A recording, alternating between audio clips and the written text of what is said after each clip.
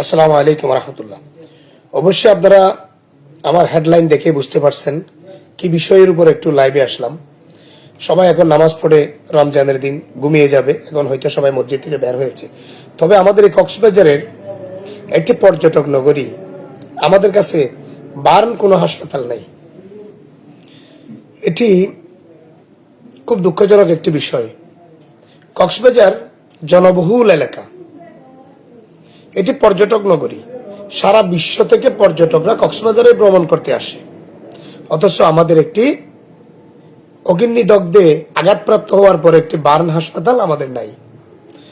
আর যাদের শরীর আগুনে পুড়ে যায় তারাই জানে আগুনে পোড়ার যন্ত্রণা কত কঠিন। এটি আগুনে পোড়ার ঘন্টা 2-1 ঘন্টার মধ্যে এই সময়কে চিকিৎসক বিজ্ঞানীরা অত্যন্ত গুরুত্ব দিয়েছে। এটি উত্তম চিকিৎসার জন্য উত্তম একটি সময় বলা হয়। যদি আগুনে পোড়া থেকে 3-4 ঘন্টার মধ্যে যদি রোগী পর্যাপ্ত চিকিৎসা পায়, তাহলে আগুনে পোড়ার ক্ষত চিহ্নেও চলে যায়, অনেক সময় সুস্থ হয়ে ওঠে।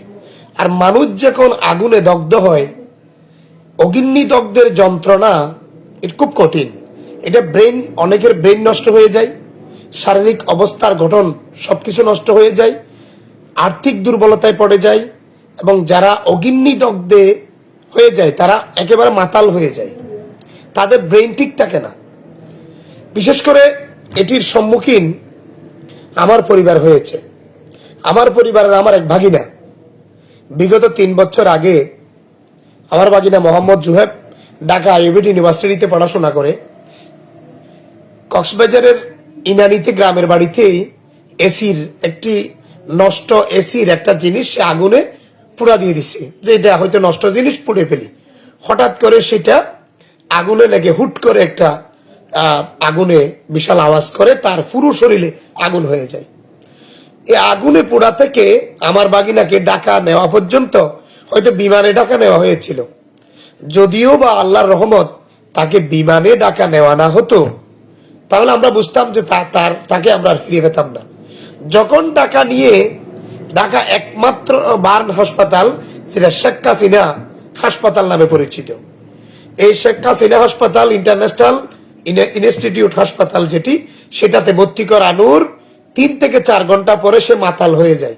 তার কাপড় কোথায় চলে যায়, কিচ্ছু ছিল না শরীরে, একেবারেই মাতাল। মনে করছে সে আর কখনো সুস্থ জীবন ফিরে পাবে, সেটা আমরা আশা করিনি।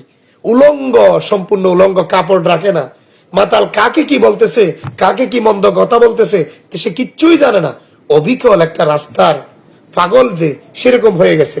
যারা অগ্নিদগ্ধ হয়, আগুনে পুড়ে, তাদের কষ্টটা কাছ থেকে যারা দেখে নাই তারা কখনো বুঝতে পারবে না। আর এই গ্যাস পাম্পের অনুমতি কারা দিল?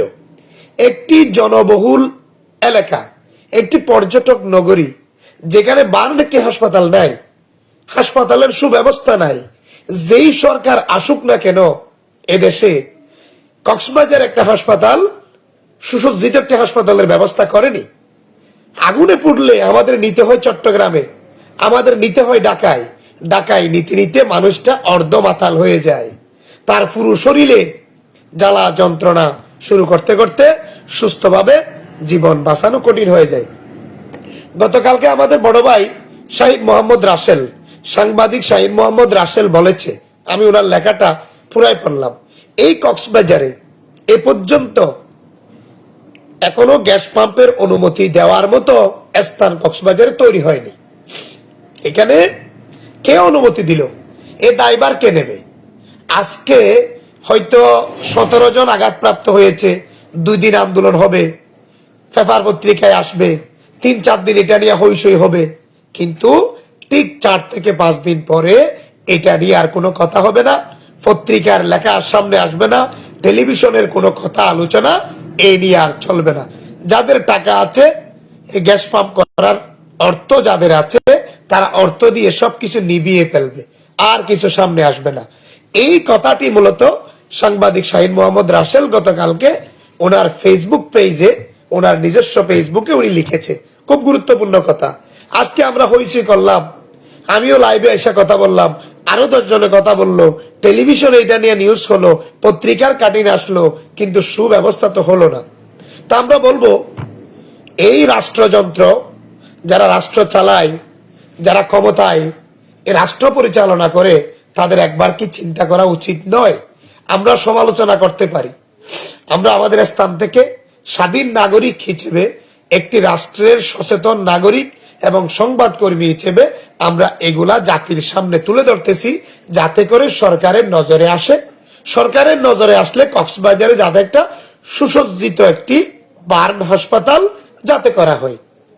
একদিকে চিন্তা করতে হবে, আমাদের কক্সবাজারে 17 লাখের বেশি রোহিঙ্গা বসবাস করে, যেখানে রোহিঙ্গা ক্যাম্পে প্রতি বছর আগুন ধরে, হয়তো তারা ধরাই দেয়, না হয় আগুন ধরে, প্রতি বছর আগুনে পুড়ে যায় রোহিঙ্গা ক্যাম্পের কোনো না কোনো অংশ। আপনারা দেখেছেন বিগত 1 মাস 10 দিন আগে 16 নম্বর রোহিঙ্গা ক্যাম্পে প্রায় 20 থেকে 30টা ঘর পুড়ে গেছে, আবারও আগুন ধরছে, প্রায় 70-80টা ঘর পুড়ে গেছে। 11 নম্বর রোহিঙ্গা ক্যাম্প পুড়ে গেছে এর আগে, 12 নম্বর রোহিঙ্গা ক্যাম্প পুড়ে গেছে, 9 নম্বর রোহিঙ্গা ক্যাম্প পুড়ে গেছে। এভাবে প্রত্যেকটি বছর কোনো না কোনো জায়গায় বছরে রোহিঙ্গা ক্যাম্পে আগুন ধরে। এই আগুন নিয়ন্ত্রণের জন্য উকিয়াতে একটি ফায়ার সার্ভিস আছে, টেকনাফে একটি ফায়ার সার্ভিস আছে, কিন্তু এগুলা খাবার দিতে পারে না, সম্পূর্ণ কন্ট্রোল করা যায় না। কক্সবাজার থেকে আসতে হয়, চকরিয়া থেকে আসতে হয়, চট্টগ্রাম থেকেও আসতে হয়। তো ভাবতে হবে, এই জনবহুল এলাকা, জঘন্য এলাকা বলা হয়, আমি জনবহুল বলবো না, এটা জঘন্য এলাকা। একদিকে মিয়ানমারের সীমান্ত, অন্যদিকে বাংলাদেশ। বাংলাদেশ মিয়ানমার সীমান্তের এপারে আমাদের মাথার উপরে মিয়ানমার তুলে দিয়েছে রোহিঙ্গাদের বোঝা, যে রোহিঙ্গাদের বোঝা আমাদের মাথা থেকে কমেনি। বিগত 1 বছর আগে আমাদের প্রধান উপদেষ্টা মহোদয় ডক্টর ইউনূস থাকতে এখানে জাতীয় সংঘের মহাসচিব এসেছিল। জাতীয় সংঘের মহাসচিব এসে বলল, আগামী বছর রমজানে আপনারা নিজ দেশে ফিরে যেতে পারবেন, নিজ দেশে গিয়ে আপনারা কবর জিয়ারত করাইতে পারবেন, ঈদ পড়তে পারবেন। এটা হচ্ছে কথার কথা, এটা কোনো বাস্তবায়ন হওয়ার মতো কথা নয়। কারণ মিয়ানমারের আরাকান রাজ্যটি এখন আর মিয়ানমারের হাতে নেই, সেটি এখন বিদ্রোহী গোষ্ঠীর হাতে চলে গেছে। আরাকান আর্মি নামের একটি সশস্ত্র বিদ্রোহী, যাদের কোনো রাষ্ট্র নাই, তারা ভারতের আসাম, ত্রিপুরা বা মিজোরাম বা বিভিন্ন অঞ্চল থেকে এসে রোহিঙ্গাদের তাড়িয়ে দিয়ে রোহিঙ্গাদের জায়গাতে বর্তমানে তারা বসে আছে। 2024 সালে তারা আবারও রোহিঙ্গাদের উপর উপর্যুপরি নির্যাতন নিপীড়ন চালিয়ে আবারও 1,60,000 রোহিঙ্গা বাংলাদেশে আসতে তারা বাধ্য করেছে।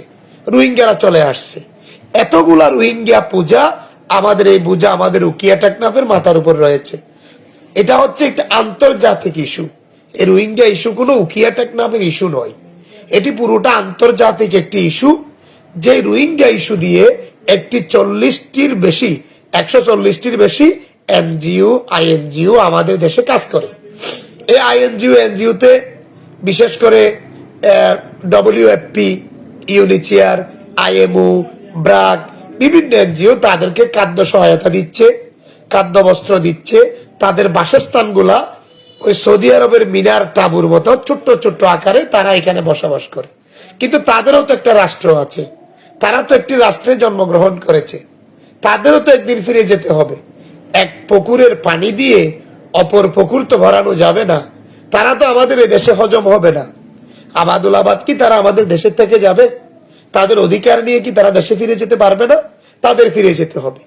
তাহলে এইগুলা চিন্তা করে 17-18 লক্ষ রোহিঙ্গা যে আমাদের মাথার উপরে, আর রোহিঙ্গাদের এখানে যে আগুন ধরে, প্রতি বছর যে আগুনে কোনো না কোনো ক্যাম্প পুড়ে যায়, এসব বিষয় চিন্তা করে 2016-17 সালে যখন নতুন করে বাংলাদেশে রোহিঙ্গা আসা শুরু করলো, তখন এই সরকারের এখানে একটা বার্ন হাসপাতাল করা উচিত ছিল।